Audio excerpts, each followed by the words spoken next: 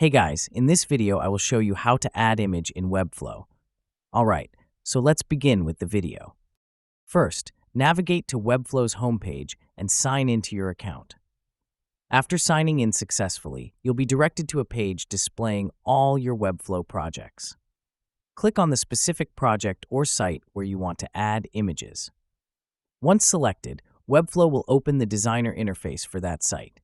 On the left side of the screen, locate the Add Elements panel. This is your main toolbox containing all the elements you can use to build your site. Under the Media section, find and click on the Image element. Once you've added the image element, a placeholder image will appear in your design view. To replace it with your desired image, click on Choose Image. This opens the Asset Manager, where you can browse through your existing media.